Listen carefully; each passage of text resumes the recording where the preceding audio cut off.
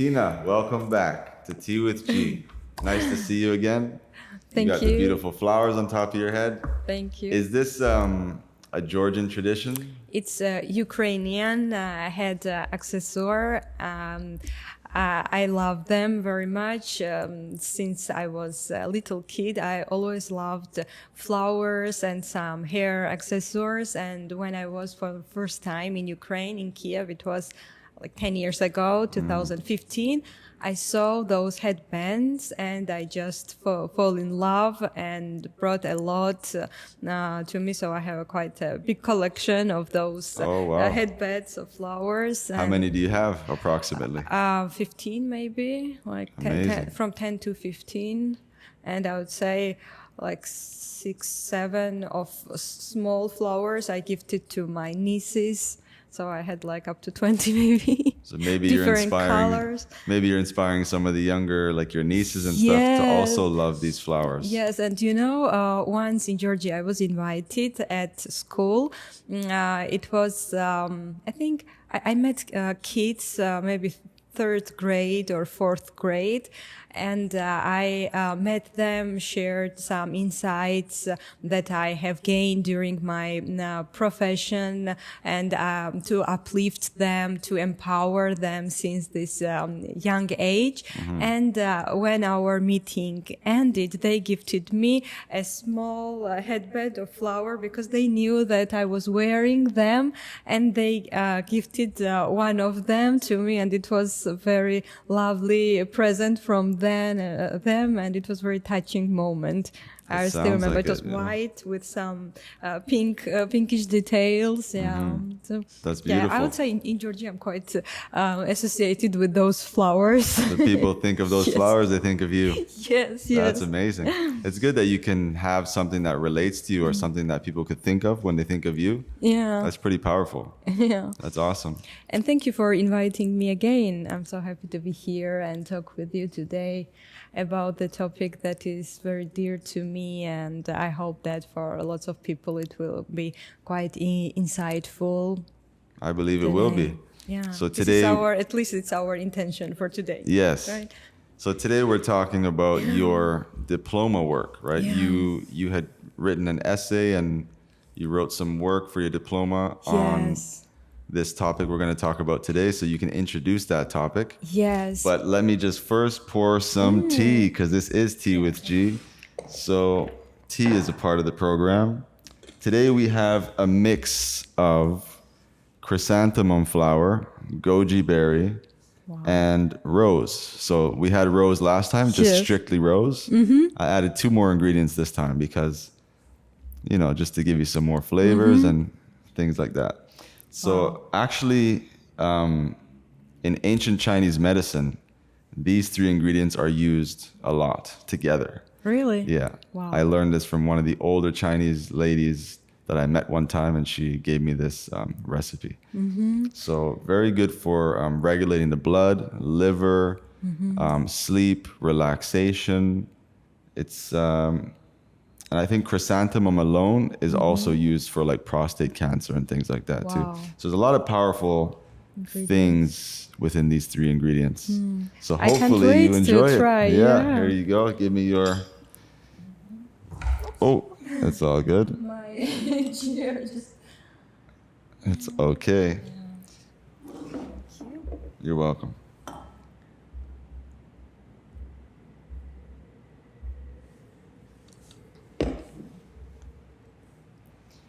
And you can see the beautiful color it gives here.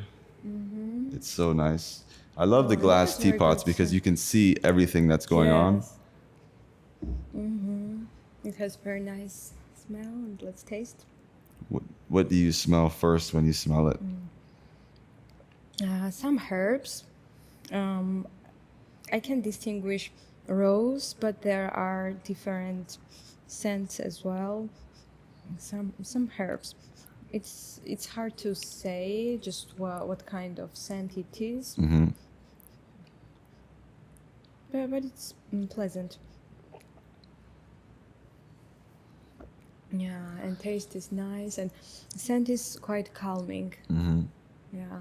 You smell a little bit of berry or taste a little berry in there? Maybe, Yeah, because the yeah. goji berry isn't really Goji berry. traditional like a blueberry. Like I mean, in the traditional Yeah. thing, like the way that you would think of the taste.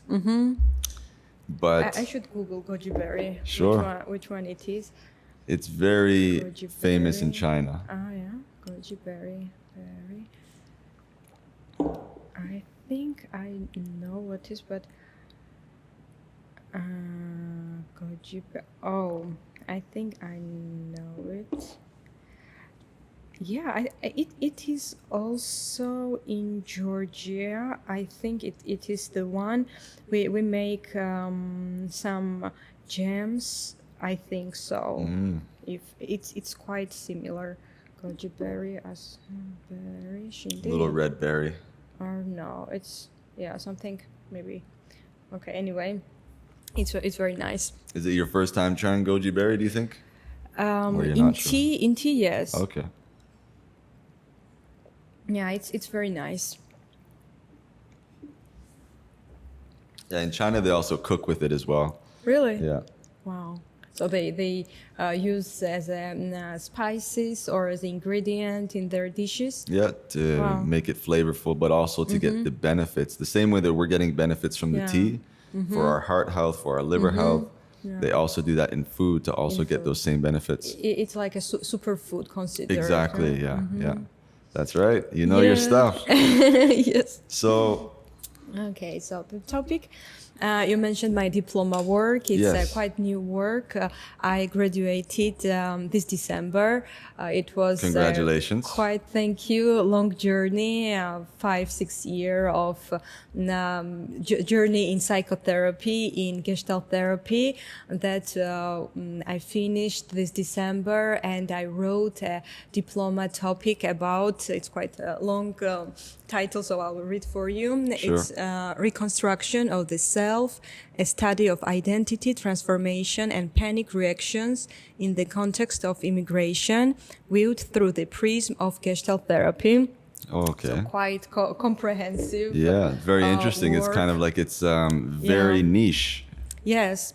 And choosing this topic was also very special process for me.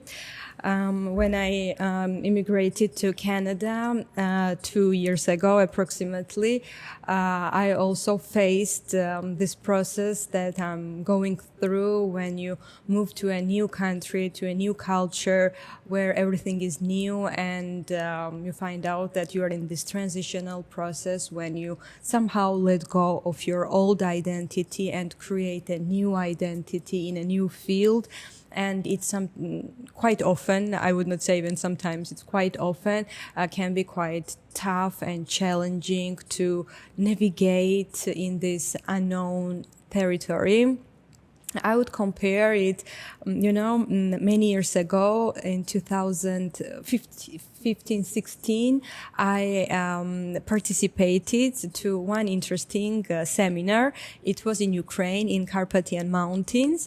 And during 8 days, we were in mountains, living in camps, and we were immersing in nature. We were meditating, doing lots of deep exercises to connect with ourselves, to nature. It was like a retreat. That's fantastic. I want to do something like this really badly. It was so good. And we had one exercise. We needed to bend our eyes and just go to the field, and we could not see anything, and we needed to go to unknown territory, going to like completely unknown zone and discover the world without any sight. Wow. And we had a partner who would look at us and supervise so that not to hurt ourselves. Right, yeah. But it was a very deep experience. We could not see anything, and we were touching the ground, the plants, and we were just discovering the world and noticing our feelings. Are we afraid to go forward when we don't see where are we going? And to observe what was going on in us, because what we do in one way, we do everything the same way in our life. So those noticing and observing those feelings, what we had, was quite insightful to ask ourselves, where else I do the same in my life, because life is also same. We're going through the journey of life, and we don't know. We have some ideas what might be next, what will happen tomorrow, but sometimes life is full of new surprises, let's say, and it's also going and navigating to a unknowing territory, especially if we leave our comfort zone, our homeland, and move to a new country, new culture, new continent. And this process of living in Canada and like creating a new life, it really reminds me this exercise that I did almost 10 years ago. And it's for me, it's like this almost every day. I'm going to a new territory and looking at myself on this side and learning a lot about myself and about the world. And I would say that Vancouver in Canada is the best place to explore the world, because here you can meet so many people from different culture and from different countries, and everyone brings their own unique part of their traditions and their culture. And it's like I have the feeling that the whole world came here just in this one city, where you can really meet this diversity and immerse in this complexity of the world. Yeah. Right? Yeah. That's the beautiful thing about Canada, for sure. Like, especially Montreal, Toronto, and Vancouver, the bigger cities, where everybody kind of goes there first and melts into, it's like a big melting pot of cultures. Yeah. And I could see what you're saying. It's a beautiful thing, right? You've got different kind of restaurants. If you want to choose, if you try Korean food, Japanese food, Georgian food, whatever, you kind of have so much to pick from. So many different people to meet, right? Yeah. Absolutely. So would you say, like, because Vancouver is a melting pot of cultures, does that make it a little bit easier for you to integrate into, as opposed to if it was only one? Let's say if you went to like, what's a really like, maybe like Iran or something, where it's probably very Persian culture, right? Yeah. I would say yes and no, both. So at one hand, just because there is diversity and this city and general country, Canada, as the USA is the country of immigrants, I feel at home, and I see lots of people like me who also immigrated from their countries. And I would say all of them, they are very courageous and bold people, because leave your country, leave your family, and go to a new world. I would say it's a huge step, and it takes really courage to do so, and takes lots of strength and resilience to stick to this and to navigate and create a new life, new self, somehow new identity. So it really takes courage and power and resilience. So I feel welcomed. I feel that lots of people are like me. And also, just because it's there is a big diversity, it's easy to get lost somehow. When I moved from Georgia, like actually I lived last 2 years in Ukraine when I got married, but like 2 years, it's not a lot time. And I was geographically quite close to Georgia, so I was still feeling like I was in Georgia, because I was like flying quite often there. But here, when I moved, it's very far. It's completely different culture and mentality, and this diversity, it's a huge. And I was comparing as if from a small river or small sea, I moved to an ocean, because huge diversity. I would say it again. In Georgia, we have population only 4 million people. Wow, Can you for imagine? a country, yeah, that's For a the small country. population. And also our mentality is a bit different. We are very open-hearted people. We are very connected with each other. Lots of people know each other. If I randomly meet on the street someone, I can for sure find a mutual friends with a random person in Tbilisi, in capital where I was born and raised. And lots of people around, and I can say that nowhere is easy to navigate and create a life of your dreams, but still I would say the culture, everything is familiar and it's easier to build a life there. And I have built a quite successful career and life there. And here it's a big ocean. I compare to ocean where you're just starting from a baby steps to first learn to walk and then to open to this big world, and understand what you want here, who you are in this new context, and to somehow adjust the way not to lose your identity and yourself, but also to integrate, so that create a new beautiful synthesis of yourself and this new field. I love the way you just described that. Yeah, to give birth to something new. That could be a continuation of yourself and blend to a new place and new culture. It's a very creative process, not easy, but very creative. Yeah, that's like I was just saying, I love the way you put that, because I'm born in Canada, right? So it's very interesting to see the perspective or hear the perspective of someone like yourself. I can see it, right? Or I can talk to people and I can kind of try to understand, but I can never fully understand because I didn't go through that process. Yes. But it's very interesting to hear the struggles or the challenges that you would face. And just that, what you just said there was like trying to keep your culture and identity, but also adapting to a new country or culture.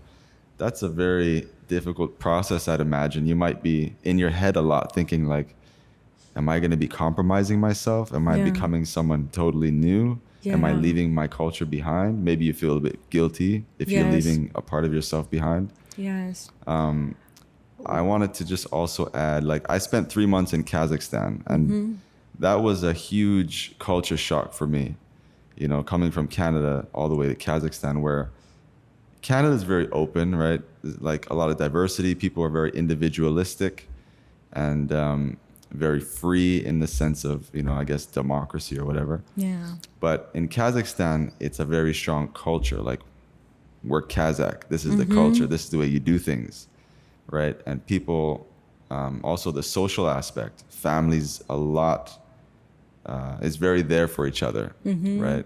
People are very social. People get together a lot more. Yes. They help each other. They support each other.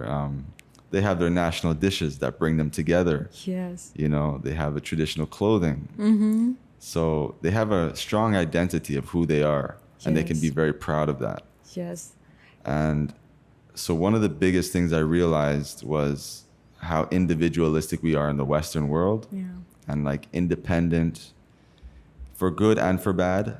The bad part was like, you focus too much on yourself, and you don't know how to be a team player as much, or be there for people as much, because you're thinking so much about yourself and your own goals and your own, I want to get a Ferrari instead of how can I help my whole family do something, right? Yeah, what you say, I can really relate to it, because I have the feeling that you described Georgia while you was talking about Kazakhstan. Strong culture as we have very strong culture. We have very strong identity, and these gatherings and community and culture of family and culture of friendship. We have very strong bonds, and we have lots of celebrations where we gather together. Like, I have very big family. I would say, immediate family members only. It can be up to 20%, and we are very interconnected to each other, and we have very strong bonds.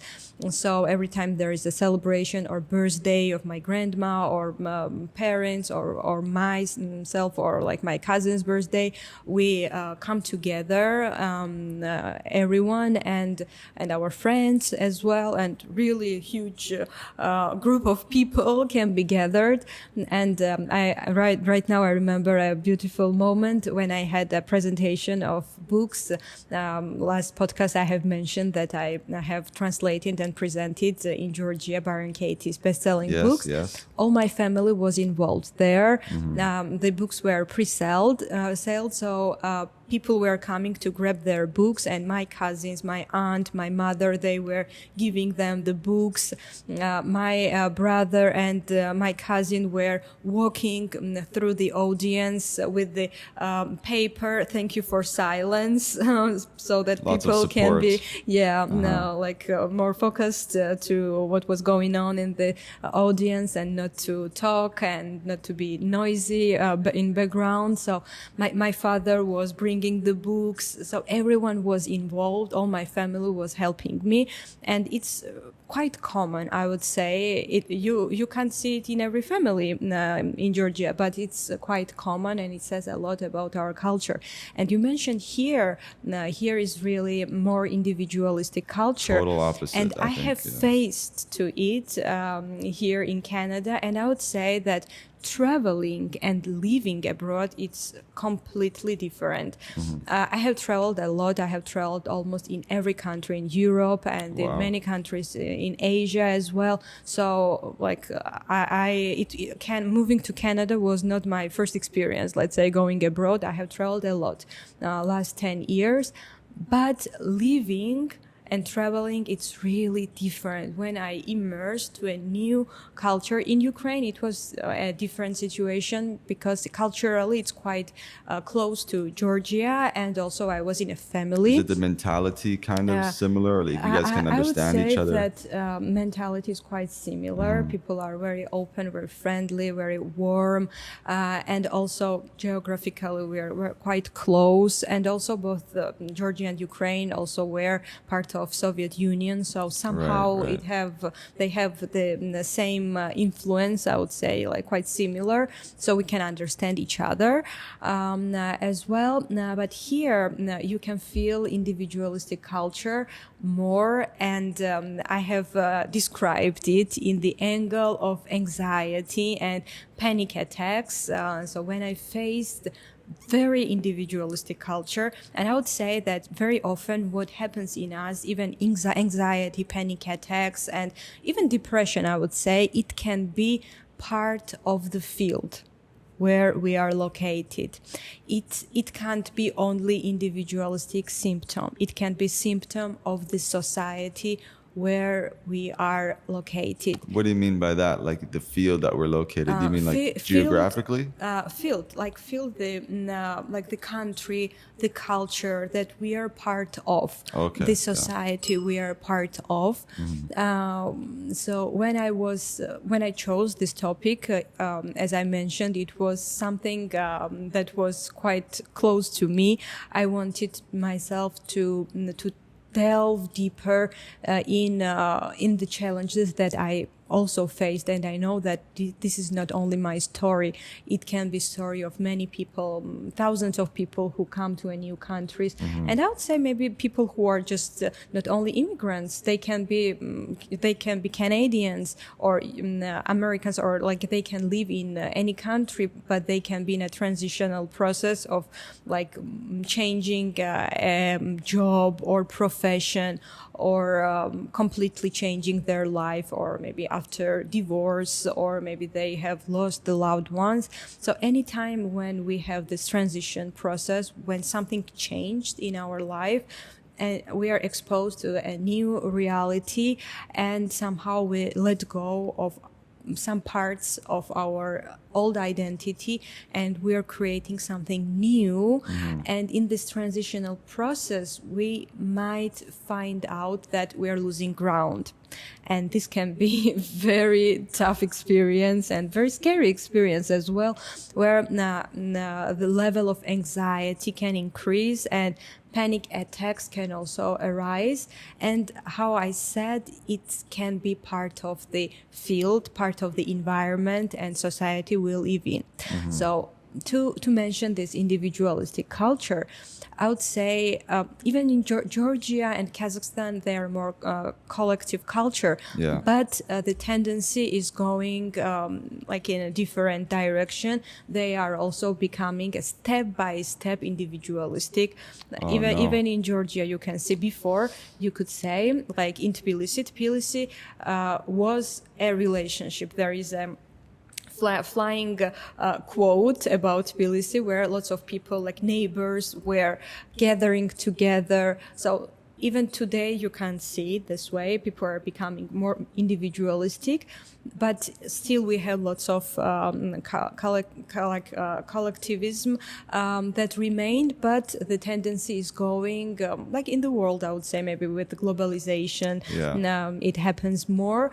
But what kind of symptoms arise, it's interesting. So this individualistic culture and modern world is more narcissistic. And what does it mean? It means that we need to be very strong. We need to be independent. We are focused more about our own goals, about our own challenges. Yes, we can grow faster. And there is an African proverb that just comes to my mind that if you want to go faster, go alone. But if you want to go farther, go together. So maybe I actually believe that. In individualistic society, we can go faster, maybe with our successes, with our strong character that we build. We don't need like anyone to rely on. We're just very self-sufficient. We can be proud with this, but somehow we might feel lonely and alone in this process, facing the challenges that we have. And it's quite common in the narcissistic society to be high level of anxiety and panic attacks because we feel alone. And we are craving to deep connection and the relationships. But at the same time, we don't want to feel vulnerable and show our weaknesses, because in narcissistic world, if you are vulnerable and you show your weakness, you might be rejected, and it might not be safe to show your vulnerabilities. So it's like having a mask of being strong and coping everything, and at the same time we are carrying a lot with us, lots of emotions that are unexpressed, that we might find that we are carrying it alone, and it might be quite difficult to share, even sometimes with partners as well, and with friends. So here I saw this tendency that some people, maybe like whom I met, they feel quite lonely with their problems. I will never remember one moment when I was writing my diploma work. I loved to work in cafe, because when I'm surrounded by lots of people, I feel more part of something, I would say, rather than working at home. I have a remote work, so I work lots of online. But when I'm surrounded by lots of people, I feel just that I'm part of something bigger. And I feel more comfortable working in environments like this. So quite often I was writing in cafe my diploma work and was reading the books that I was using as a referral in my work. And I met a couple of people there who were coming frequently, and we were talking about different topics. And one day I was writing my diploma work, and I had a book about modern world and about panic attacks that I used in my diploma work. And one man who is Canadian and who is well established, I would say, he asked me, what is the book about and what you are writing now? And I was just that moment writing about this narcissistic world that people feel alone with their problems. They want to feel strong and self-sufficient, but they in fact can feel very vulnerable inside. And I shared those thoughts with him, and I looked at him. He's very well established. He's Canadian. He's not immigrant. He's successful. He's in his mid-age, I think like 45 or 50, I would say. And I saw tears in his eyes, and I understood that what I said, it touched him deeply. I will never forget those eyes. And I understood that what I was writing that moment, it is something that maybe lots of people need to hear and understand that what they're going through, it's not only about them. For me, as a person who works in mental health field more than 10 years, like in Georgia, I was a psychologist. Here, psychologist is considered like differently. Now, only people with PhD in Canada, but in Georgia, without PhD, it's like we have different systems. So I was there as psychologist and psychotherapist, working with lots of people, with thousands of people. And can you imagine with this background, having panic attack? What a huge shock it can be. Yeah, well, we're all human, and I mean, you're probably taking on so much of people's problems. You're listening to people's problems. That can also be heavy, I would imagine. I can say that my panic attack was because of that. We in mental health field, we also have our own psychotherapist, and like with my Gestalt therapy study, I studied it during 5-6 years. So I also did lots of work on me, and it helps me not to take on me the problems that I hear. I can be with person during this therapy process, but once it's finished, I can focus on something else. So I have learned how to be flexible and how to work with, but not to take on me personally. So it's very important us to have our own supervision therapy, not to become heavy with those problems and to filter them as well. So for me, there's lots of emotions and process that I was going through, it triggered in me panic attacks in Canada, and it was also part of the field. And when I understood the characteristics of narcissistic society, I understood that my panic attack was not just a symptom. It was symptom of the society as well, and it was huge relief, because before I was thinking that something is wrong about me. How me, as if I was working and helping lots of people, myself had panic attack. I was feeling embarrassed. I would say openly and frankly. But when I delved deeper, I understood what triggered it, and I also came to see that I had everything so that panic attack could be triggered. Because this process that everyone goes through when they change the country and start a new life in this transitional process, especially in an individualistic society, it can be really triggered and it is not only about us. This is very important. Lots of people who now hear and they think that, oh, something is wrong with me, or this is about me. It can be also not only about them. It can be about the field and the society and the country and the culture they are part of. You know, this is one of the topics that I really like a lot. Like, I can talk about this forever because, like I said, that experience in Kazakhstan opened my eyes to another world and how people live and the things that the Western world is missing, the things that we have lost, like the family togetherness and support. And all that anxiety stuff, I can totally relate with that and understand that, because I have those feelings sometimes as well, right? So that's why when I went to Kazakhstan, I was very like, had a lot of emotional moments. Even today, when I watch some interviews about Kazakhstan, because I spent 3 months there, Yeah. that is a place where I've spent the most time outside of Canada ever. Wow. 3 months was the most. So it's kind of like a second home to me at this point, you know. When I think Yeah. about it, all the friendly faces, all the amazing people who were so warm, the hospitality, you know, like I get emotional when I just look at some interviews sometimes, or an episode of something, or I see Kazakh people talking, vloggers in Almaty, Kazakhstan, also feeling what I felt. They're like, oh my goodness, people are so hospitable here. Yeah. You know, it just takes me back to those moments with certain people and how special that country and that culture is. And I'm sure, just like Georgia, a lot of countries that have strong cultures also Yeah. have similar Absolutely. feelings, similar ways of doing things, right? You know, I listen to you, and I'm so happy that you experience it while living in Kazakhstan.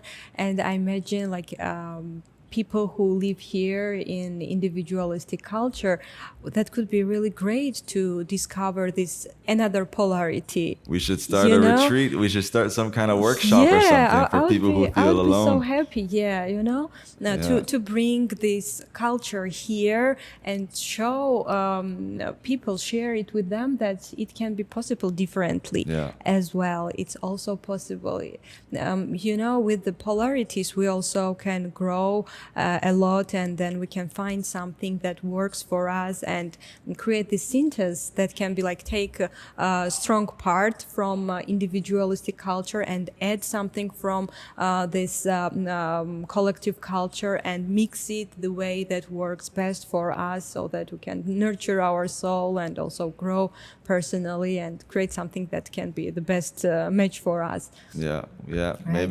Maybe we should start some kind of thing like that, some I kind would of be so therapy happy. session. I would We be take happy. a group of people, Yes. bring them to Georgia, let them live with, feel the hospitality, see how Yeah. people live, see how people are together, Yes. and the social aspect of life is even more important than the Yes. individualistic aspect Completely. of life. And just like for me, I'm telling you, that really like healed me a lot in certain ways, opened my perspective and understand the world a lot better now. Yeah, it And can realize really maybe be why healing. people have anxiety, like you said, in Yes. Canada, because it is very alone. A lot of people do feel alone. Yes. And if you can just look at the streets, look how many homeless people, look how many Yeah. drug addicts there are here. Toronto, Yeah. Montreal, Vancouver, it's Yeah. all around America, all around the Western civilizations, Yeah. Britain. And when I went to Kazakhstan, I was looking everywhere. From morning to night, I didn't see one homeless person. I didn't see one drug addict walking around. And it's like, you know, Huge shift, it's right? ridiculous, because people, if you look in the news or what, people will try to make these countries seem like third world countries, like they're very scary, or they're like, oh my gosh, I wouldn't go there because like we're the richest countries in the world. But you know, realistically, there's that, you know, like there's peace, there's harmony, there's family, there's all the things that we're missing here. And maybe people need to go visit those countries a lot more. Don't be scared of these That could countries. be These really countries great. are a lot safer than our countries, actually. You know, it's just maybe the government situations that people are scared of, or they hear Yeah. about the corruption, Yes. which is fair to say, yeah, but there's so much more beautiful things in that. Look past all that and go, Yeah. you know, go that check it could out. be really great. Yeah, there we go. A little Yes. workshop. Let's do it. Let's do it. Let's do it. You have a little more Yeah. tea, because that's a good moment right there. That's a good moment. Yes, and I would say that even with panic attacks, it does not happen like how I said, it can be a symptom of the field of the society that can be really very separated. Before, when it can still be found in collective cultures, but before, maybe like last century or a couple of centuries ago, when people were united with the one goal. It could be a war against the enemy or natural disasters. Even recently, what happened in LA, the fires, lots of people united, and when something happens, like some disaster, many people come together and they help each other. Then they continue living themselves like individualistically, but That's a good point too. but before, when people, like before narcissistic society, that is postmodern society, before people were more united, and there they could feel fear but not panic. So what is the difference? When we are afraid and when we are together, lots of people afraid, that is something that is common. We are all together facing something that we are scared of. So we are united and we're together. What I'm afraid of, this whole group of people, they are also with me in this fear, and they are also facing and how can I say, managing the situation together. Okay. But when we are alone with our problems and with our challenges, here we don't feel supported, and the panic attack can pop up because we are alone. So panic attacks and anxiety, it is a symptom that we are we need to have more quality relationships, more connection, and this is a call to have a relationship more deep and not to feel lonely in the world. And in the context of immigration, when we immigrate to a new country, we need to create a new belongings, because we don't feel as if we belong. Even somehow in our home countries that we left, and we're in a new territory and new country, like as if we don't belong anymore to our home country the way that we belonged. And we don't yet belong to a new country that where we moved, and we're somewhere in the middle, in the air, and it can be very scary for the psychic, and lots of anxiety can be developed in this moment. And it's very important to feel grounded in this moment, and to feel connection with our body, with the reality we're in, and to create a new supporting systems and new belongings in the society that we are part of. That was very well said. Yeah. Like I said, I could talk about this topic forever. It's a topic that's very important to me, just because, I've gone through personal realizations myself, and I think that people could benefit from the things that I've realized. But we should do another conversation next time, probably just around this, and have just a beautiful conversation just on this topic. I would love to do that. With pleasure. Yeah. But for now, let's get to your diploma work. Okay. We've got some questions here for you. Okay. Are you I'm ready. All I'm ready. I love it. So your research on identity transformation and panic reactions stems from your personal experience with emigration. Yes. Can you take us back to your first panic attack in Canada and what it revealed to you about the immigrant experience? Well, it was a very interesting experience. I would say that as a psychotherapist, more concretely Gestalt therapist, I knew very well what is panic attacks. But to know and to experience, it's completely different from each other. So the situation was that in the morning, approximately 11 a.m., I was working with my client as a Gestalt therapist online, and I felt discomfort in my chest. I felt that my heart palpation was quite fast, and some discomfort close to my stomach, but I thought it was my heart, and I felt a bit numbness. And I did not understand what was going on. I felt a shortage of breath, and I asked my client just to have some pause because I was not feeling well. and I did a pause and drank a water, but this sensation did not go, and I asked her to postpone a session.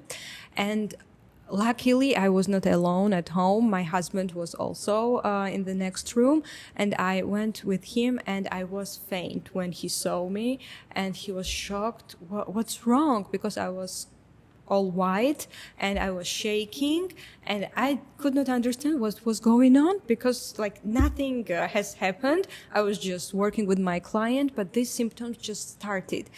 And I was thinking that maybe it was because of caffeine, because that morning on an empty stomach I drank a caffeine, and my organism is working the way that I can drink lots of coffee. Just only 1 cup is enough for me. This is my maximum, and I was thinking maybe it was somehow triggered this way. I did not know that this was panic attack, and up to like 20 minutes I was feeling I had some derealization, as if I was not in the reality. I could not feel my feet. I was afraid of dying, that I would have heart attack because my heart was racing very fast. I asked my husband to call to ambulance, but he understood what was going on, and he just asked me to slow down and to take a blanket because I was shivering, I was feeling cold, and approximately in 15 minutes it went, and I was feeling again calm. So this was my first experience of panic attack, and it usually happens out of blue. That's very scary. Like it can just happen. That's anytime. scary, because if you see like something happens, like you are hiking and you see a bear, you can have a panic attack, because it's very scary. A very bad time to have a panic attack. Yes, yes, but it's something that really happens, and it can have a reason, right? Right. But here it happens out of blue. It can just happen this way, like you are very well, or you are driving a car or having a conversation with your friend, and it can just start. But it does not happen without a reason. Usually we have lots of emotions that are going on inside us, and then step by step our psyche reacts, and then it might start this way, and then I decided to delve deeper to understand why it happened to me, and how I could cope with it, so that maybe I can help after some time lots of people who were going through. It could be during immigration or during some transitional time. Usually panic attack can happen when there is a huge change in our life and we are in the transitioning process. So after this panic attack, 1.5 years passed, and I did not have any. It was just once, and I was thinking that it was because of caffeine. But then it was April 2023. But then in November, I would say half year, I think, not 1.5 years.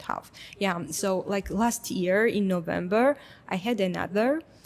And I just woke up. It was at night. I woke up with a heart palpitation, and I had a shortage of breath, and I had the feeling that I had lots of air in my body, and I could not breathe out. And I was afraid that I would have heart attack. So this is one of the biggest fear that happens during panic attack, that we are afraid that we will die and we'll have a heart stroke. And I would say that there is a Gestalt therapist, Italian, who is quite renowned in Europe, Margarita Spagnola, and she says that it can happen with anyone. Even it can happen with a very successful people who are very well established, have everything in their life, has managed to build lots of success in their life. But it can happen to them, and the question is how and why. So this is very interesting, that if we are a people who are trying to do lots of things alone by themselves to be resilient and face some challenges and overcome them.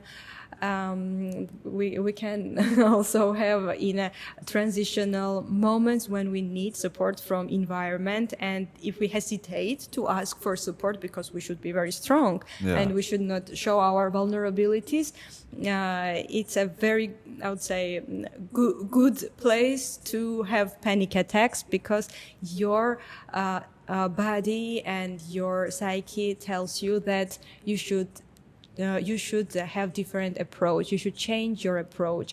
You should open to the world and see that you can be vulnerable. You can learn your communications, and you can feel more connection, and you can feel safe in the world. Mm-hmm. So it is a very good lesson to change what does not work in a new field. So like if my old strategies worked well in Georgia, those strategies would not work in a new environment. So I was trying to live the way I used to live in my home country, but here it did not work, and panic attacks were my teachers to see that I need to just change approach, and I need to embrace my vulnerabilities. I need to embrace that I can be in some situations where I just don't know, or I'm afraid, and it's okay to be afraid, because like being in a new country, in a new culture, it's okay to be afraid. It's okay not to know what can be next, right? Mm-hmm. So it was for me embracing to this part of me who needed just this comfort, this compassion from my part, because I grew up as a quite independent person, where it was demanded from me to be successful, to be high achiever, and I was high achiever in Georgia, but here I needed to start from a different point, where like from new, I would say. I could not say from the scratch. I used to use this word, but it's not right, because I had my own background as well, so we never start from the scratch. But somehow I was quite demanding from myself, and panic attacks showed me and taught me that I should just embrace myself with my vulnerabilities, and it's okay to be afraid. It's okay to be the way we are. That's good. Yeah, that's right.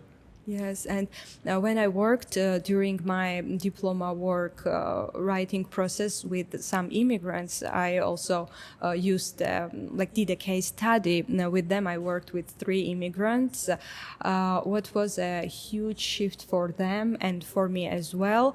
It's called we call it as paradoxal theory of change, and it works very well with panic attacks as well. And what does it mean? That we can only change when we accept where we are and who we are in the moment. Because very often we want to change and create a new me, and we are not yet there, but we are trying to be more like a better person, or more strong, or to show up differently. But until we accept where we are in reality, what we feel, it might be painful. If we feel pain and we're running from the pain and trying to reach lots of goals to escape from those sensations, we can't make change until we embrace what's going on inside us. And it can be very grounding experience, and that's why it's called paradoxal theory of change. It's paradox. Until we accept where we are and what we feel in fact and who we are in the moment, we can't make change. And when I was working with people who also had a high level of anxiety and panic attacks. They were one of them was living in Germany, another was in France, the third one was in Greece. All of them had a conflict with themselves. They did not want to be vulnerable. They did not want to be weak. They wanted to be successful. They wanted to be also high achievers, to do a lot. And they were not embracing this part of them who just needed attention. The same was about me. I was not even, I would say, with panic attacks, there are lots of things that are, it's called like unsayable, unexpressed emotions and thoughts. Like in my case, when I left Ukraine, luckily when the war started in Ukraine, we were not there. But last 2 years before the war, I was living in Ukraine with my Ukrainian family, with my husband, who is also from Ukraine. And there the war started. And lots of emotions and what was happening there, it was a disaster. And it was very hard to look and face this reality, how many people's life was just it's even hard to talk about that, right? Many people died. It's a terrible thing. Yeah, lots of cities were demolished, and what was going on there, it was very hard to proceed emotionally, right? And also leaving my country, Georgia, that I love. I love my country. I have so many connections with them. I had mission there, and when I was leaving, I had a successful career. So I left lots of things there, and I was grieving this loss that was connected with my home country, with the Ukraine as well, and I was not allowing myself to grieve.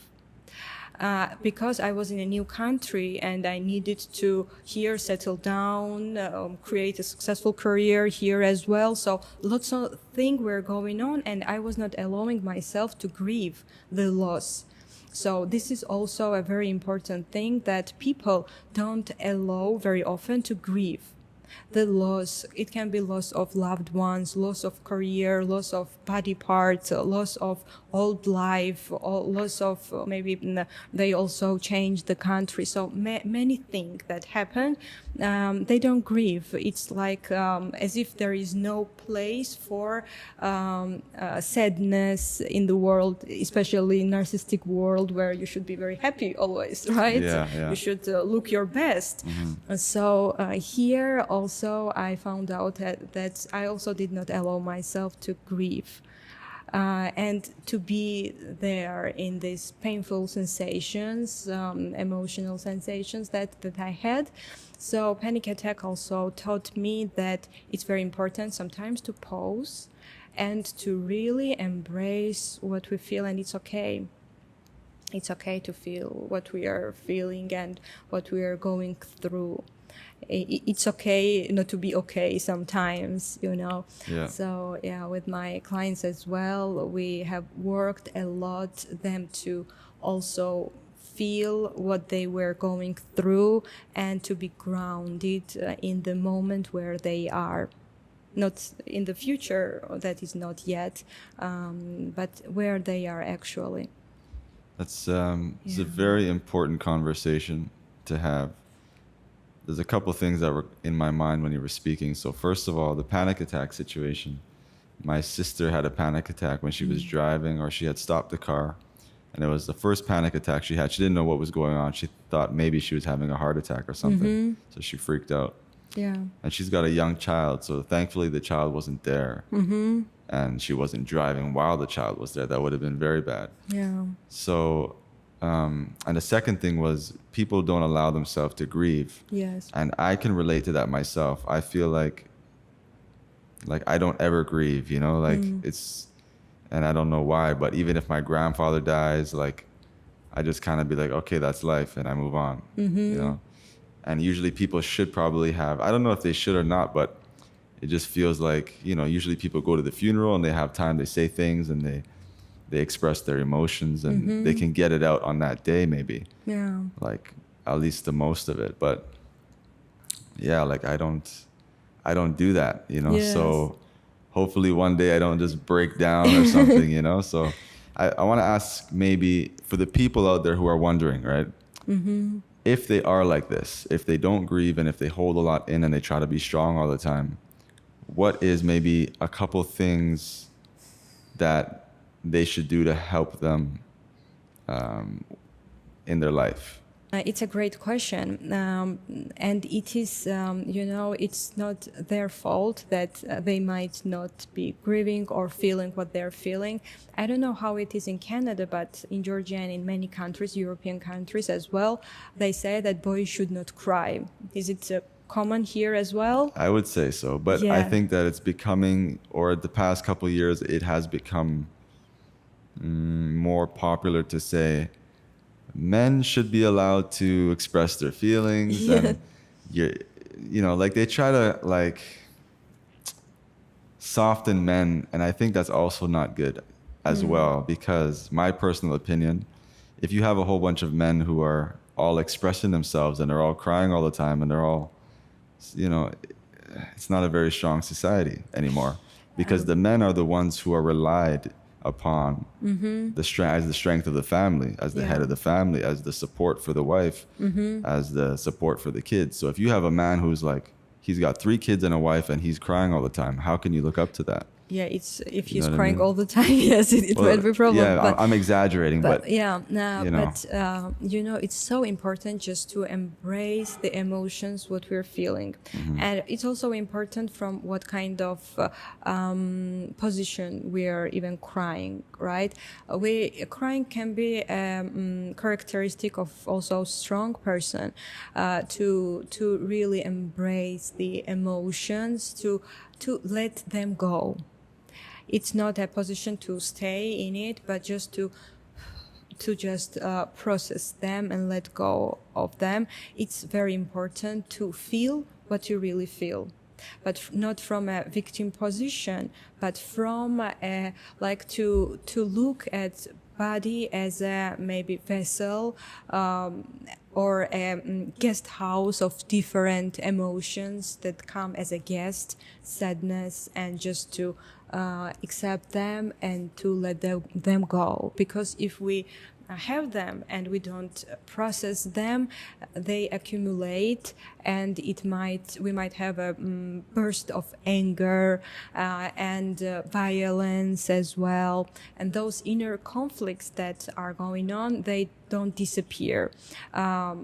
People might have psychosomatic illnesses as well, and cancer is also a part of it, and it can be as an accumulated resentment that people carry, and sometimes forgiveness and releasing lots of emotions and changing the perspective they look through, with the filters that they see the world, can also be a big release. And there are many proofs also that people with different approaches, they can heal themselves. Our organism and body is very wise.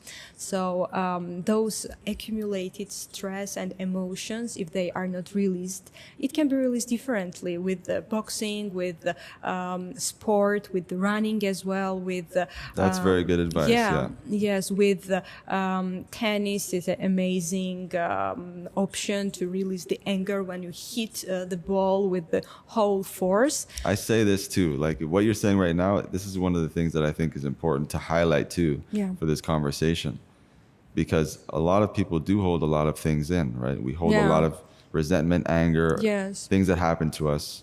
And we don't know how to express it. Maybe we can't talk to anyone or something. Yes, and so the sport is a great way to a really amazing way, but sometimes also it can be addictive. So a person might use only sport. It can have somehow a release and some therapeutic effect, but it might not change a person's approach, right? So I'm always for changing approaches. So for me, like psychotherapy is one of the best way to really look at yourself from a different angle and your life, and have insights, and also have a space, environment where you can really embrace the emotions and sensations, what are going through and what we're holding, to just breathe them.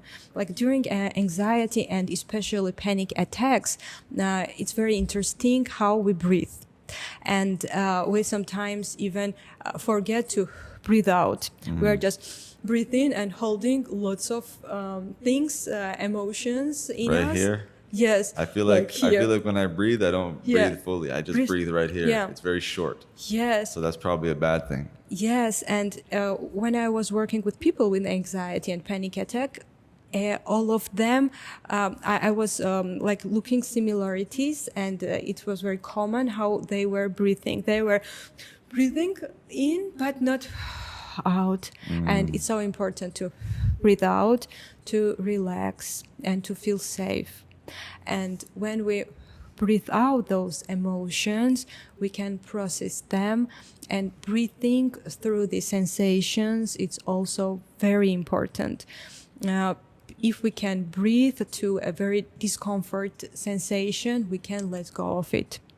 So, like during therapy, it can really be worked through very well, and person can be really free of those lots of emotions and sensations and lots of thoughts or resentments that they are carrying, to breathe out them and to work through them.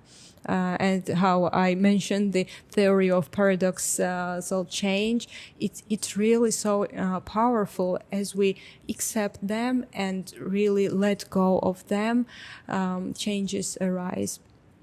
And they are real changes. You are like very grounded, and you know what will be your next step, and it's very visible. Mm-hmm. Amazing. Yeah. So, and talking with the family members as well, it's so important to have connections, deep connections. When we feel understood, this open communication, it can be really healing. Yeah. Having a closed one, and to learn to trust. But sometimes it can be tough if we did not grow up in an environment where we felt safe. It's difficult to open up with people, because we might have lots of wounds, and we're afraid that we might feel pain. So sometimes it stops us to have trusted and open relationship and deep conversations with even friends or with people that we meet, and we feel that we want to open up, but we're at the same time afraid, what if I will get hurt, or what if somebody will betray me and I opened up too much and I showed my vulnerabilities, right? Mm-hmm. So that's a very valid point. Yeah, it's very important. I would say more in a different level, just to the society to be transformed a little bit, so that people can feel more safe to open up and understand that all of them have almost the same challenges. I remember I had a very strong insight. It was 2016. I was in Germany at Byron Katie's school, and there were like up to 300 people from almost all around the world. And I remember one woman stood up and she shared something, what she was going through, and she was telling that my mom was saying me, and she just described what was about her topic, and she was from Africa. I was from Georgia, but what she said, I could relate to it, and it was something very common with me as well. And I was shocked. How come? She's from different culture. My mom also told me the same. I grew up in Georgia, and we're absolutely in a different part of a different world, right? But we had so many in common, and we people like that whom we meet every day, if we open up, we can find out that we are facing almost the same challenges, and we're going through the same situations, but because we want to feel strong or look more strong, or we wear some social masks, this connection does not happen. We can't meet. Really, we are communicate, but this meeting and connection does not happen. So I think that it could be changed on a different level, on a society level, and I would be so happy to contribute to it, because I really understand how therapeutic and how healing it can really be. Wow. For people. Yeah. It's like as if going home. when you communicate to another person and you feel that you are at the same page and as if you are at home. And lots of things also shifts. You understand that you are not alone, and what you are facing, it does not look that scary anymore. Because before you were thinking that, oh, it's only happens in my life and it's about me, I'm not good enough or I'm not strong enough. But when you understand that somebody is also going through the same, you understand that you have something in common and it's not only about you and you're not alone in the situation.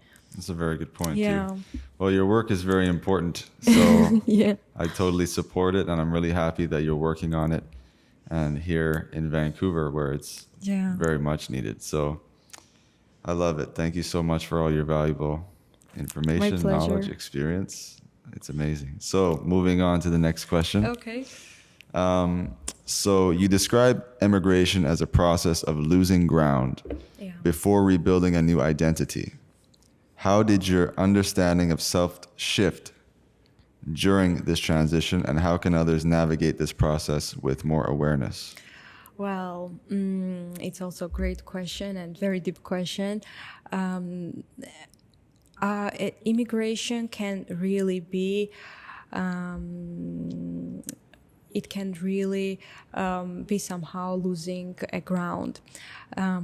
For example, I would say with my example, when I was in Georgia, what was my ground? My ground was my country, my identity as a Georgian, the people that I was surrounded by, my family, my friends, my audience, my client, my profession, everything that I had there. It was my ground and part of my my personality. Let's say that I was building my personality around it.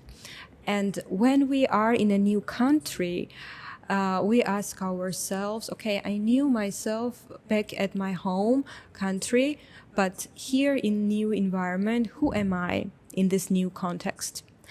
And who am I? Who I was, I know, but who am I now here? And who I was, this ground somehow disappears because we are in a new environment where there are different challenges and nothing is familiar, and people also are not familiar, and culture is different, language is different, rituals can be different, heroes can be different, right? Mm-hmm. We all have our heroes when we grow up and learn at school, some heroes from our history or some archetypes, right? Like according to each culture. And here everything is different in a new country, and we face to it, and it can be really challenging, as if we are losing ground. And what I have learned in this process, it is so important to start building a new spots, I would say, of belongings. New belongings. It can be a circle of people. It can be like going to a club, a tennis club, or some community center. Or I was involved in a women entrepreneurs club, and it was amazing. Met so many powerful, inspirational women, and I was feeling a part of this group. To be part of something. That's it's fantastic. Very important to be part of something. Also, when you have a work in a new country, you are part of this world, new work, and you have this something common with people who live in the same city, and it's very important to have lots of common things with others, and to build these belongings. And start with this, because when we feel that we belong, we feel less alone, and it's easier to navigate. But if we feel alone, we start to isolate and separate, and it becomes more difficult to adapt in a new environment. So building ground, it's very important, and somehow ground can be the future, the clarity what we want from our life. Like when I work with people, especially with Gestalt therapy, I use future vision as a ground as well. So if a person sees where he or she is going, it can be also an amazing anchor that can help them to navigate some challenges and not to be in this process, but somehow to how can I say, to have some detachment as well with some current challenges and to perceive themselves from in a wider perspective and not in a narrow perspective of just everyday problems. To have more wide vision, and this vision can also help us. And the very important is also connection to our body, to listen to our body, to listen to our emotions, what sensations are in our body, to breathe through them. Yoga can be a great practice to help ground. So grounding can be a key, I would say, while navigating in a new country, to be present in a present moment, to feel that we are standing in a solid ground. That can be challenging, but like grounding, some techniques of relaxation. When I was working with people who immigrated, we were doing lots of grounding exercises where they were feeling or breathing and feeling their sensations, their emotions, their body better, and they felt improvement, and they were feeling more strong to cope with the stress when they were better connected with their body. Because when we're in a new country, or we're in the transitional process, even if we are living in our home country, right? We can feel as if we are not connected with our body. And one of my clients has a feeling as if I'm in a cosmos, in the air. And we were doing lots of grounding so that the person can feel that they have solid ground. Yeah, that can be very, what's the word? It feels like uncertain. Yes. Like your life is kind of up in the air, right? And I would say that uncertainty can be one of the scariest things for people. That's why we try to control lots of things, not to feel uncertain, and to be in this uncertainty, and to just breathe through it and go through it. It can be also a very powerful experience. Like for me, I embrace this uncertainty, and it really released some power, and it helped me to cope this process. If we are not afraid to face it, and if we do it with a therapist as well, we can really find the power in us and navigate through it.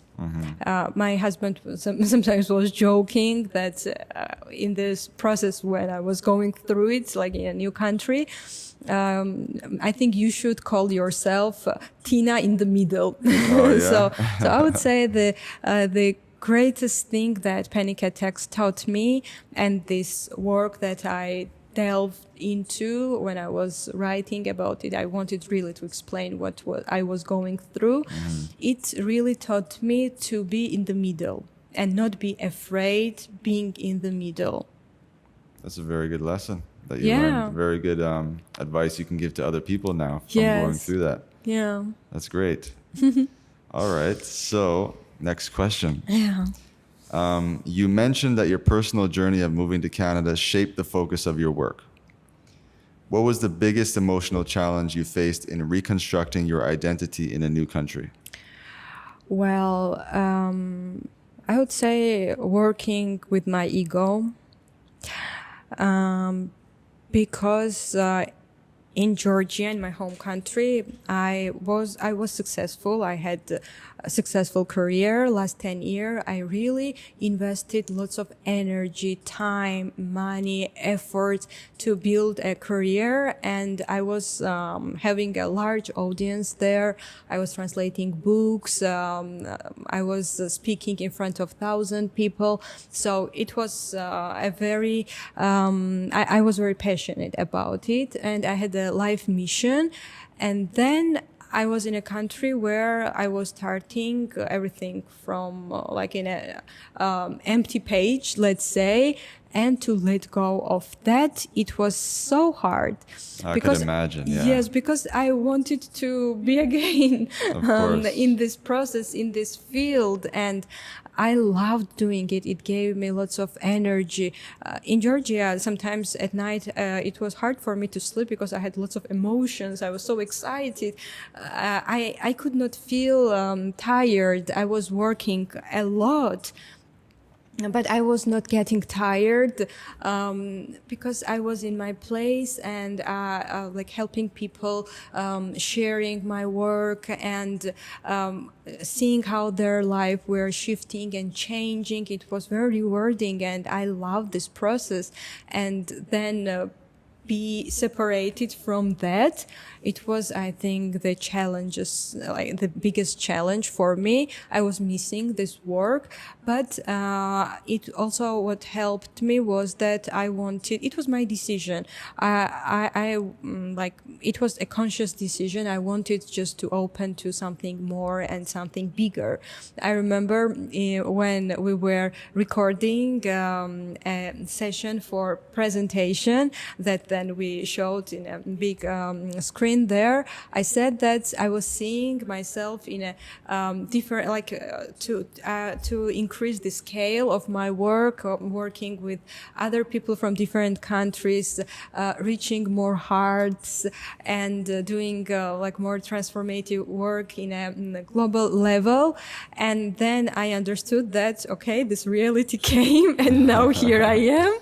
Okay, but it's not easy, and to face those feelings, especially challenging was that I was also in this field, and I was very demanding, as I was asking myself and demanding not to feel this way. If I'm helping others, how should I go through it, right? But I'm also a human being, and like I'm not only my role, right? I'm also a human, and yes, to accept that I can also have those challenges. I can also have panic attacks and anxiety, and that it is okay. I think it was one of the biggest challenge. And also navigating through a different system here was challenging.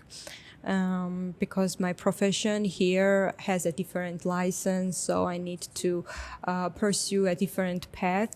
What I had in my home country, I need to build it again here, and it's not easy. I could only imagine. Yeah, yes, a lot of people who come here. Yeah. For example, there's some people who come from, say, India, and they used to be doctors, and they can't practice that here because of the differences of. What is it? How the school system works, I guess. Yeah. Just and they have to settle for like doing taxi driving or something, right? Yes. So, yeah, I've only heard these stories, and I could only imagine, but that must be really difficult. You know? But as you said, you're challenging yourself. You have a new challenge now, and now you have access, potentially. If you make it through all these challenges, you have the English world to help now, right? Yes. Before you were helping people in Georgia. Yes. Now you can help Georgia plus English speakers. Yes. So you have much more people to help with Yes, your work. and I'm really excited about that, because I can just imagine how my mindset also can grow.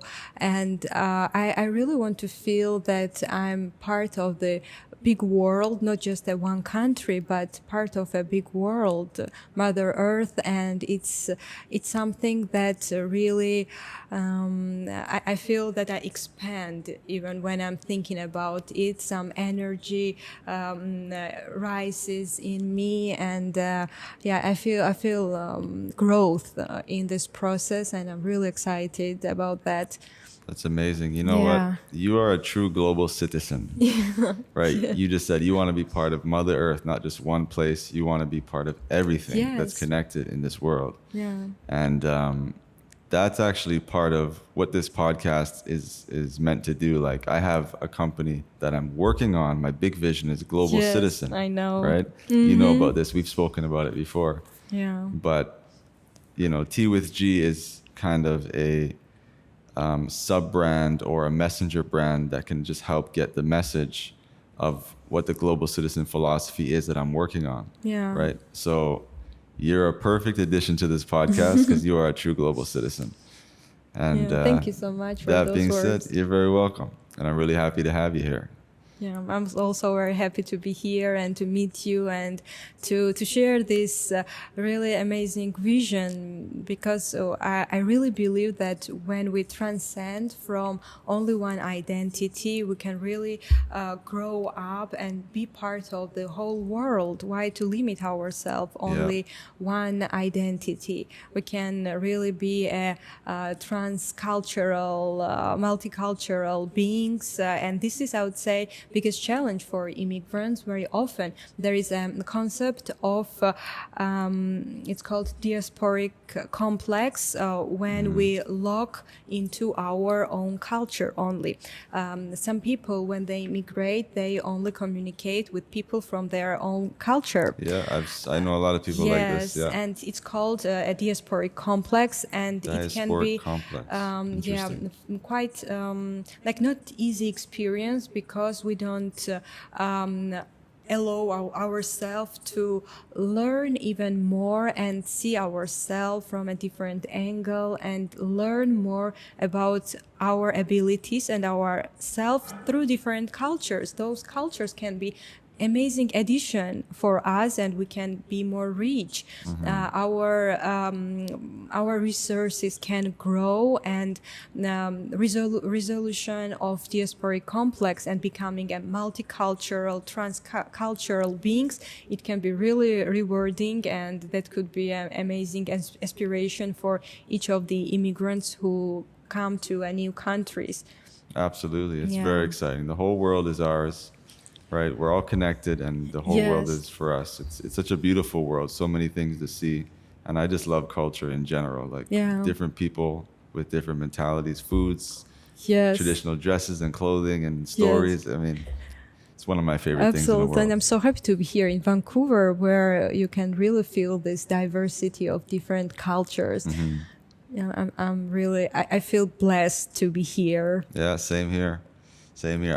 I'm originally from Montreal, and I've been here about 10 years. 10 years, yeah. But I just absolutely love Vancouver as well. It's such a beautiful place to be. Yeah. Well, moving forward, we'll talk about the psychological impact of emigration. So your work discusses the role of belonging in stabilizing identity. What advice do you have for immigrants who struggle to feel a sense of belonging in a new country? Yeah, it can be really tough to find belonging, because we lose those this feeling of belonging when we leave our country. We live there quite often. Our environment, our circle of friends, family, our old job, profession, our old roles, and even our self-perception is surrounded by our different roles. And if we don't have those roles, then the question arises, okay, who am I? And it can be really scary to see ourselves in the mirror without those roles. And somehow some emptiness arise, okay, and now who am I? And this can be a significant moment. It can be scary, it can be tough, but at the same time, it can really give a birth to something new and wonderful, and you can really create something completely new. And rediscover yourself. But having a belonging is very important. Like I would say, when I work in therapy with people, especially who they're immigrants and going through this transitional process, and I would say not only immigrants, but who have changes in their lives, they want to be more autonomous. Can I say? Do I say it correctly in English? More autonomous, Authentic? No, autonomous, like autonomy. Oh. One moment. I think you know the word that you're. Yeah, it's just one moment.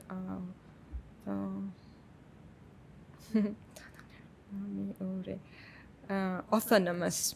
Autonomous? Autonomous. Okay, yeah, Yes. Autonomous. Small moment, interesting. Yeah.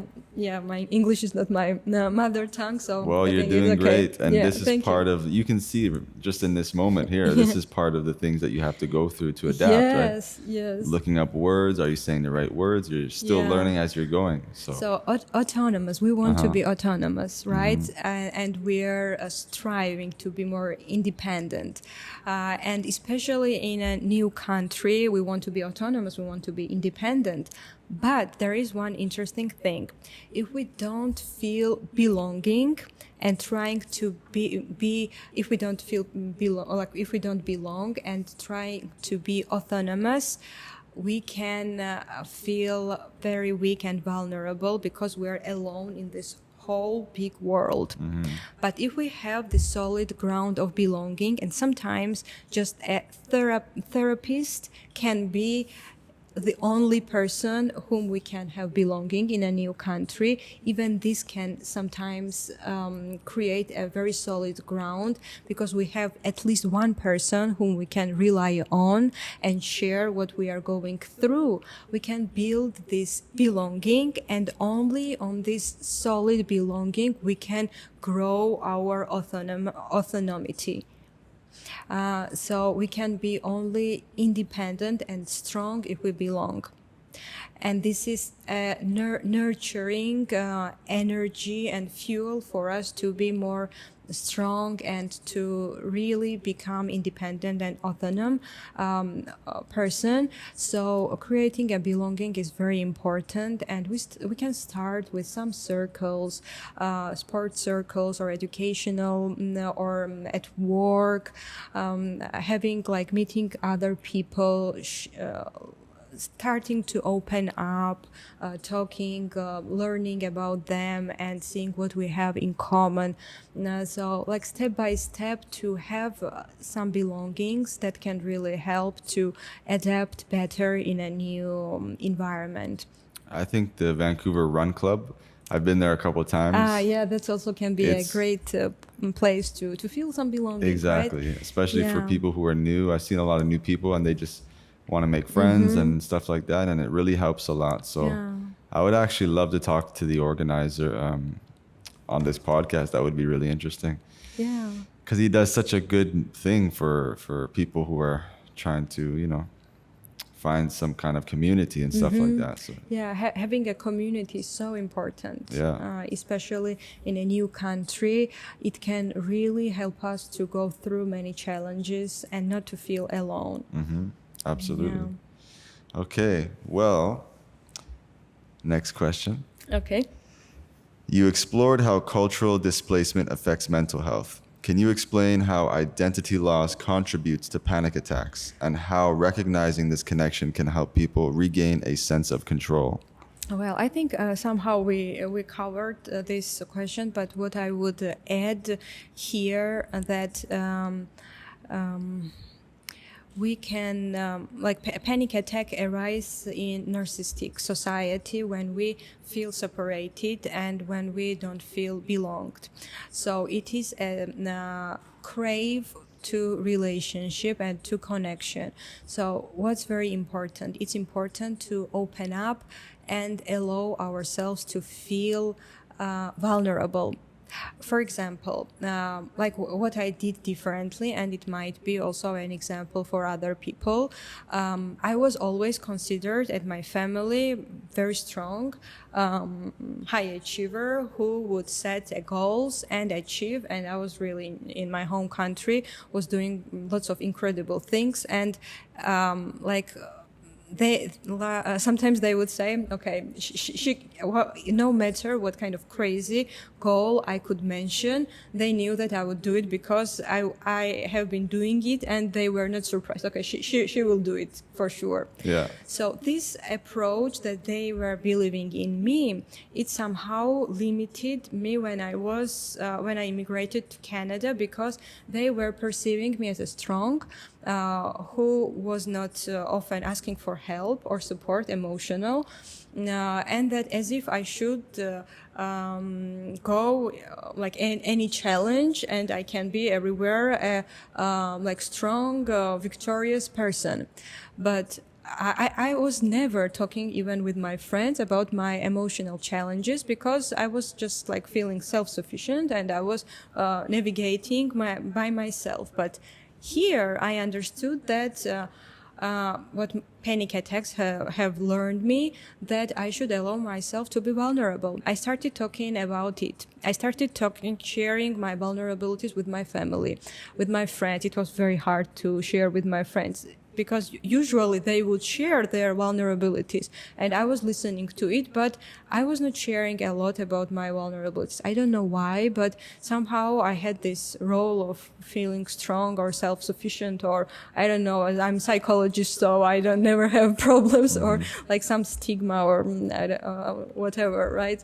It is as if I'm not allowed to have challenges or emotional challenges. Something like that, a stereotype somehow. So I allowed myself to have vulnerabilities, and it helped me to connect in a different level. Even now, what I'm talking about, it's something new for me. I would never talk about before about that openly. I know that lots of people will hear it. Even I will share on my social media, and Georgian people will hear and they will be shocked. Oh my God, Tina also has those emotions. Tina is evolving. This is her evolution right now. I also have it. Yeah. And I had panic attacks, and it's okay. It's okay.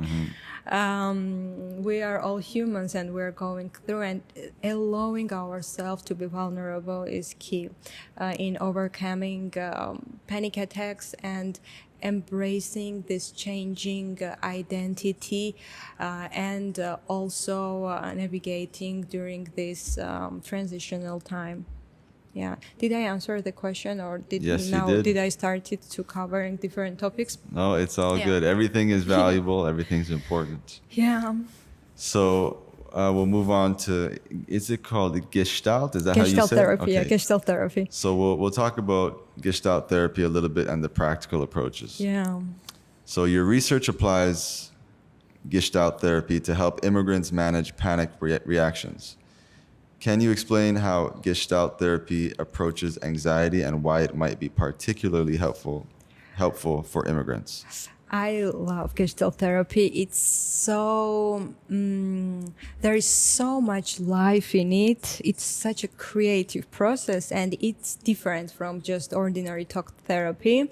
In Gestalt therapy, like when I work with people, I use so many experiments. We do a role play sometimes, expressing lots of emotion, expressing anger, doing some meditation, grounding process. So it's all about embracing what we are going through right here, right now. Yes, of course, we cope to traumatic experiences as well, but we mainly focus on here, what's going on in the contact also between therapist and the client. Very often, client brings the same role models and same how can I say, patterns, how they live in the world. So when I work with person, I also listen to my body. If I feel, for example, some tension in my throat, it does not happen just without any reason. We have the shared field, and if I have some tension in my throat, I can share, when I listen to you, I feel some tension here. What do you feel here?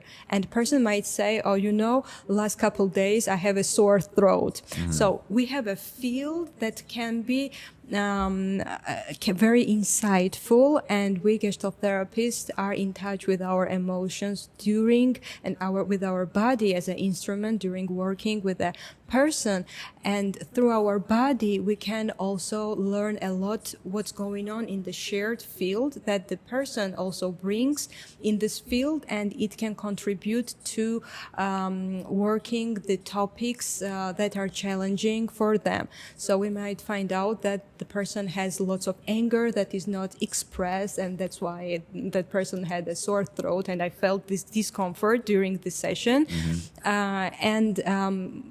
It's a very, how I said, there is lots of life in this process. So we might do an experiment when a person can place like a family member with whom that person is very angry and have not shared those emotions, have not expressed what they have to say.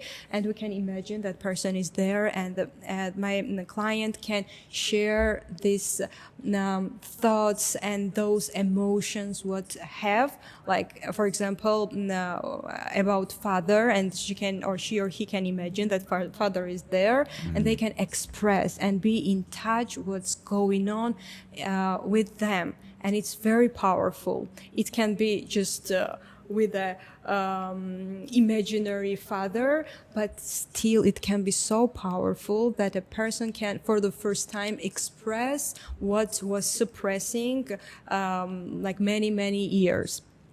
During many years. So we sometimes do some role plays, like for panic attacks, for example.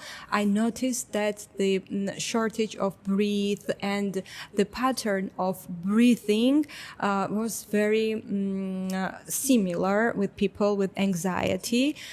They were not breathing out. So I would invite them to like breathe in as hard as possible and pause in it and just understand what's going on in their body. So sometimes we exaggerate what they are feeling, and this exaggeration can help them to feel it differently and to understand what it's about, and then we can find out their deep feelings through the body and their sensations, and then they can start expressing it or living through them or breathing through them. So there is a lot of spontaneity, a lot of creativity and life in the process of Gestalt therapy. And I would say the main goal in this therapy is to renew spontaneity, because very often we how can I say in English, we interrupt the contact with the world, with other people, with some projections and fantasy about them, or we suppress our good emotions or bad emotions, or what we have to say. Lots of things we sometimes suppress in ourselves, and we just interrupt the contact. We want to do something, we feel energy, but we stop ourselves. So it's all about to be in the flow and not to suppress, but start to dance with the sensations that we have and start to live with them in a constructive, healthy way. So it's about renewing and creating a contact with ourselves and with the world and with other people in a healthy way. Very good. Yeah, and Very it, nice. it contributes with panic attack, I would say, main working style when I work with people who have anxiety and panic attack. It's grounding them.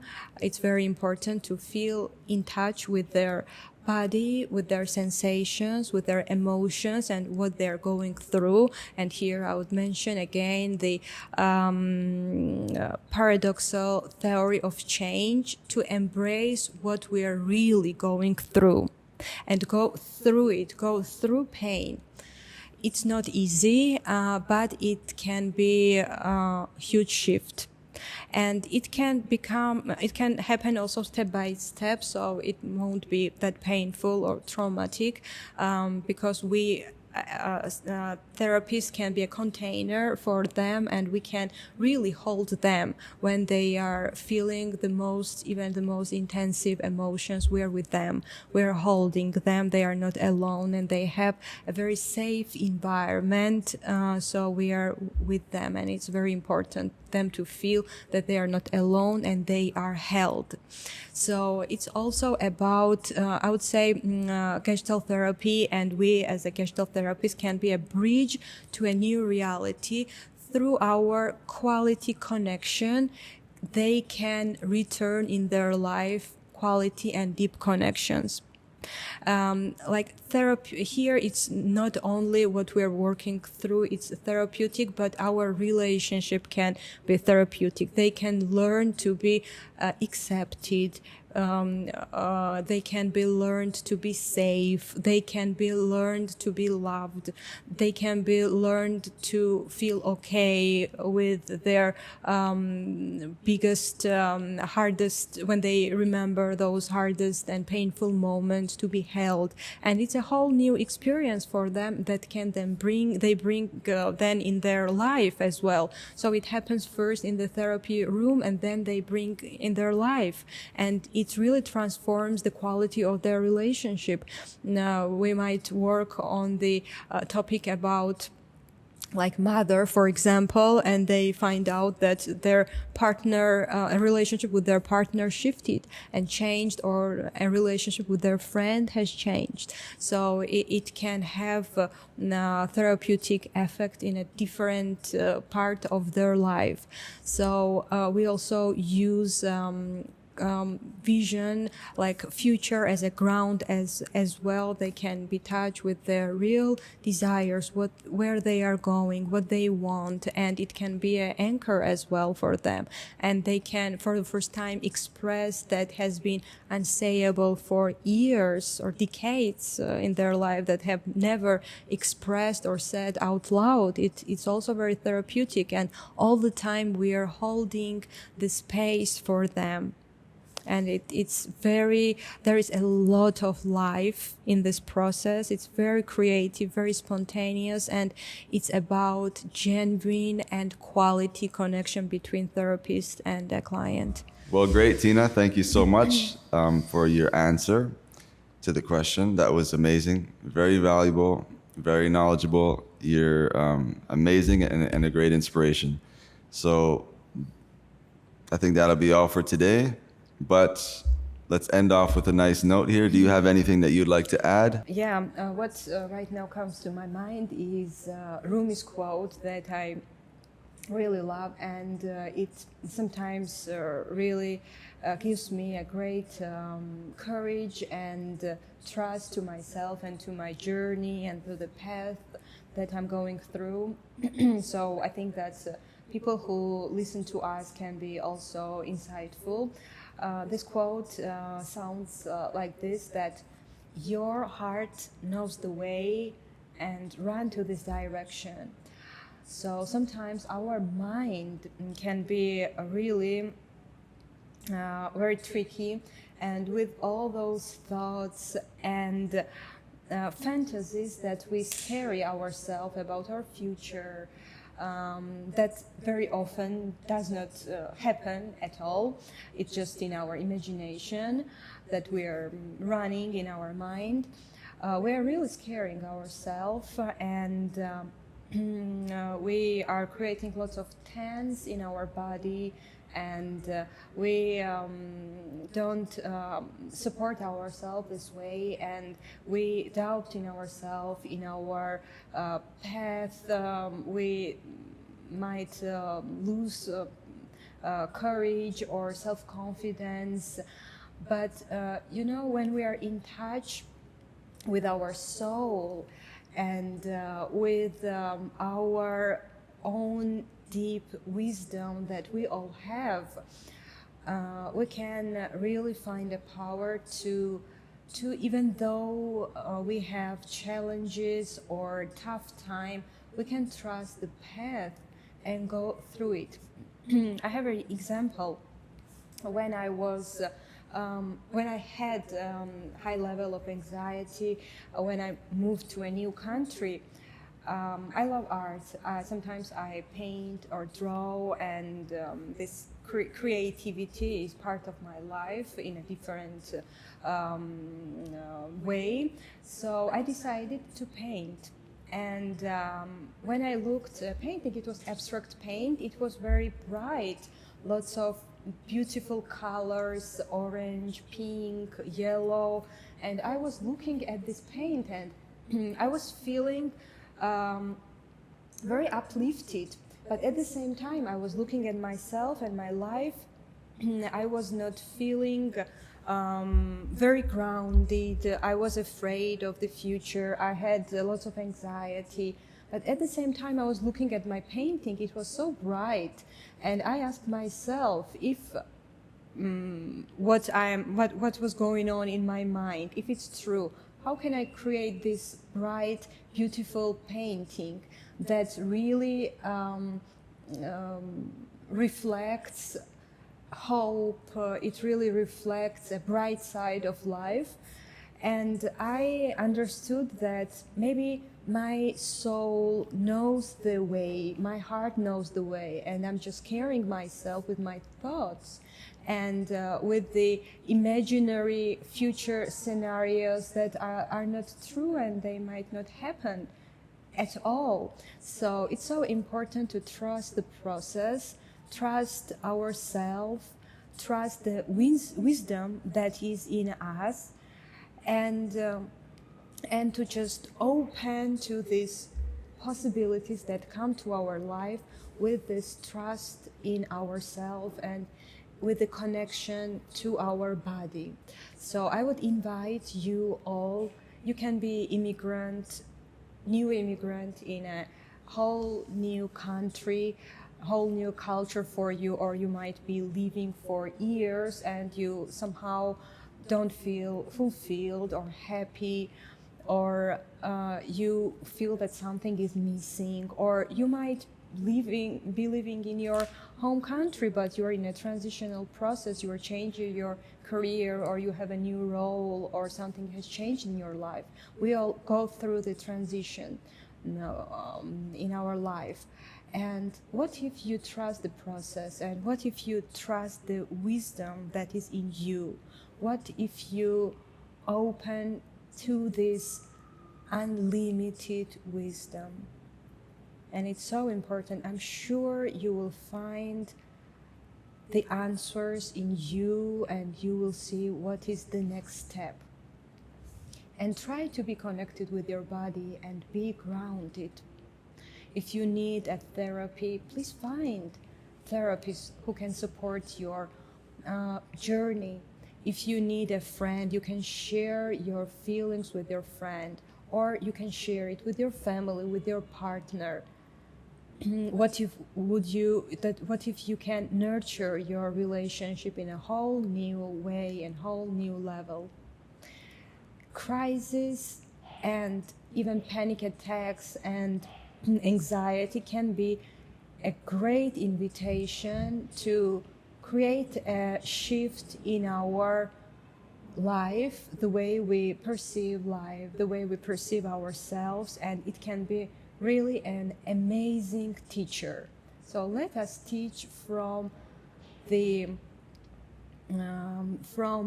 what comes to our life, and let's dance with it and not be afraid. So I believe in you, and I wish you a peaceful journey with connection to yourself, to your body, and to your life. Thank you for listening. Well, thank you so much, Tina. And thank you all for tuning in to Tea with G, this episode with Tina Basilaia. And I hope you got some good inspiration, some valuable knowledge. And I wish you all an amazing journey in life, everybody out there. And get some good tea, sip on some good tea tonight. Take care. Thank you for tuning in.